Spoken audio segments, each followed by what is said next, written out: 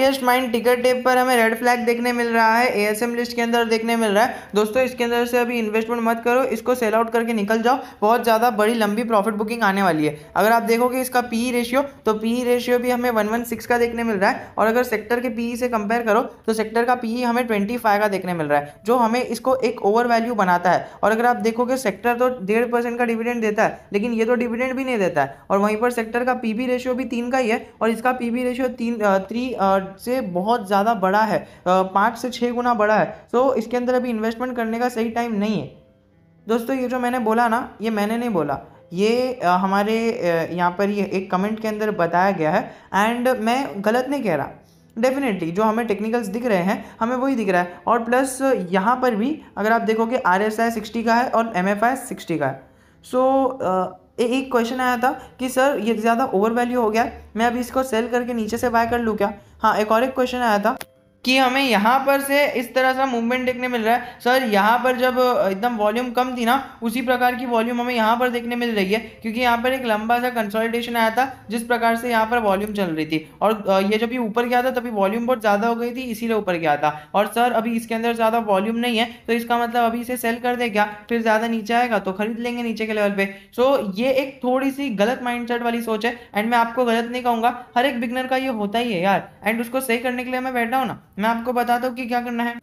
सबसे पहले तो मैं आपको बताऊंगा कि पहले आपको डिसाइड करना है आप ट्रेडर हो कि इन्वेस्टर हो। अभी पहले आपने डिसाइड कर लिया कि मैं इन्वेस्टर हूँ और ट्रेडर हूँ, तो आपको डिसाइड करना है कि टेक्निकल्स मुझे इतने ज़्यादा देखने नहीं है, क्योंकि अगर आप देखोगे पी रेशियो ज़्यादा है, पी रेशियो ज़्यादा है, इसका मतलब है ना ये स्टॉक अच्छा है, मतलब आपको कभी भी कोई अच्छी कंपनी सस्ते दाम पर नहीं मिलेगी, और सस्ते दाम पर मिल रही है मतलब आपको एक सोना है ना कचरे में मिल रहा है, मतलब सोना कचरे के भाव में मिल रहा है। आप बताओ मुझे, सोना कचरे के भाव में कभी मिल सकता है? नहीं मिल सकता है। उसी तरह से ये जब भी पी रेशियो ज़्यादा है, इसका मतलब ये नहीं हो गया कि कंपनी खराब है, पी रेशियो ज़्यादा है इसका मतलब ये है कि कंपनी अच्छी है, और प्लस पीबी रेशियो भी ज़्यादा है, मतलब असेट क्वालिटी भी कंपनी की अच्छी है। अभी फिलहाल थोड़ा सा कम डिविडेंड देती है, क्योंकि कंपनी को अपने ग्रोथ पर फोकस करना है, वो भी एक अच्छी फ्यूचरिस्टिक विजन है। प्लस आपके मनी कंट्रोल में ही ये बताया गया है कि इसके अंदर जो एंट्री पॉइंट है वो बहुत अच्छी है, क्योंकि देखिए इसके अंदर एंट्री पॉइंट बहुत अच्छी है, ओवरबॉट जोन पर भी अभी तक नहीं गया है। वो जो आपको वॉल्यूम ज़्यादा दिख रही थी ना, वो वॉल्यूम इसीलिए दिख रही थी क्योंकि वो जब भी वो ऊपर जा रहा था ना,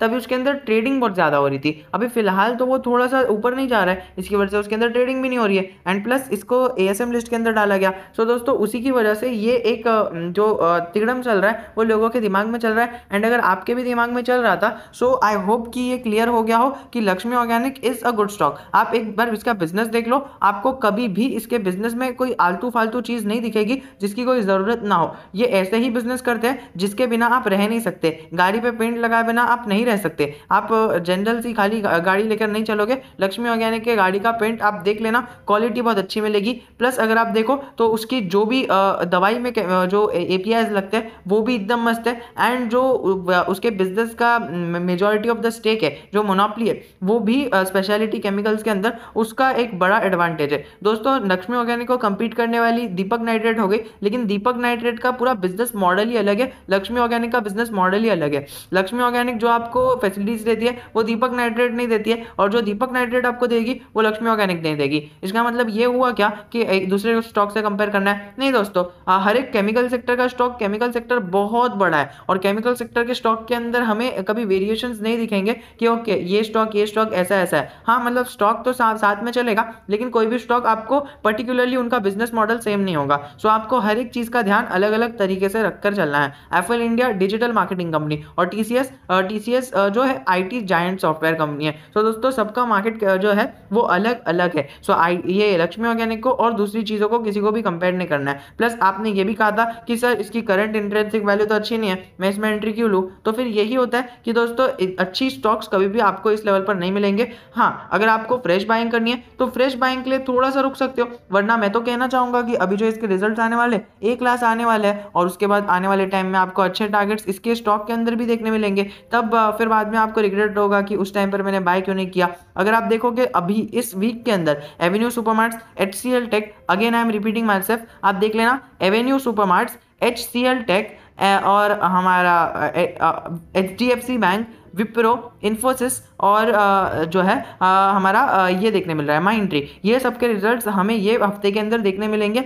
माइंडट्री, विप्रो और इन्फोसिस के रिजल्ट्स आज देखने मिलेंगे। जो हमारा आईटी सेक्टर है वो बहुत ही ज़्यादा टारगेट में रहेगा। Definitely you can watch on Nifty IT and definitely you can watch on each and every stock which is belonging to IT sector. और आपको इन्फोसिस, विप्रो और माइंडट्री का तीनों का जो रिजल्ट है आपको डेफिनेटली देखना चाहिए। Even though you don't own a single stock of them, but still you should watch the shares results and share को रिजल्ट को कंपेयर करके आपको पता करना होगा क्या एसेंचर से अच्छा है, क्या टीसीएस से अच्छा है और किस प्रकार की ग्रोथ होने वाली है। एंड आई होप कि अगर आप लक्ष्मी ऑर्गेनिक के लिए खाली आए होंगे तो लक्ष्मी ऑर्गेनिक का डाउट मैंने क्लियर कर दिया हो, और अगर आपको ये डाउट आ रहा है तो डेफिनेटली ये क्लियर हो गया हो। और अगर आपको ये आने वाले टाइम में जो आरएसआई और एमएफआई इंडेक्स है ये अगर आपको थोड़ा सा और हाई रेंज में, मतलब अभी फिलहाल तो इसके अंदर एमएफआई 60 पर देखने मिल रहा है, आने वाले टाइम में अगर ये 80 पर देखने मिलता है, लेकिन फिर भी कभी भी बिजनेस बंद नहीं होगा तो लंबे समय यानी लक्ष्मी ऑर्गेनिक में 3 महीने से ज़्यादा अगर आपने होल्ड करने का अपना एक मन बना लिया है, डेफिनेटली किसी भी प्राइस पर बाय कर लो, आपको अच्छा खासा रिटर्न्स लक्ष्मी ऑर्गेनिक बना के देगा। एक लास्ट बात कहना चाहूँगा कि लक्ष्मी ऑर्गेनिक उन स्टॉक्स के अंदर से है कि वो लक्ष्मी ऑर्गेनिक वो स्टॉक है जो स्टॉक आपको लंबे समय के अंदर अच्छा खासा प्रॉफिट बना के देता है। प्लस अगर मार्केट गिरेगा तो आने वाले टाइम में इसके अंदर बड़ी गिरावट भी नहीं आएगी, तो उसका ध्यान आपको रख के चलना है, क्योंकि ऐसे ही होता है अगर आप अच्छे स्टॉक्स को पिक करते हो तो आने वाले टाइम में उसके अंदर आपको ज़्यादा गिरावट होते हुए देखने नहीं मिलेगी। तो दोस्तों इसी के साथ वीडियो को एंड करना चाहूँगा और एक बात कहना चाहूँगा कि लक्ष्मी ऑर्गेनिक एक अच्छा स्टॉक है, और इसका मतलब ये नहीं कि अपना पूरा कैपिटल लक्ष्मी ऑर्गेनिक के अंदर ही डाल दो या फिर किसी भी एक स्टॉक के अंदर सारा कैपिटल नहीं डालना है। ये बात का ध्यान आप रख के चलना। और 3 बातें जो एक ट्रेडर को पता होनी चाहिए अपनी लाइफ के अंदर, वो भी हमने अपने टेलीग्राम चैनल के जरिए अपडेट कर दिए, सो आप उसको भी डेफिनेटली जाकर चेक कर सकते हो। और नीचे IIFL की लिंक और टेलीग्राम चैनल दोनों की लिंक पड़ी रहेगी, आप चेकआउट कर सकते हो।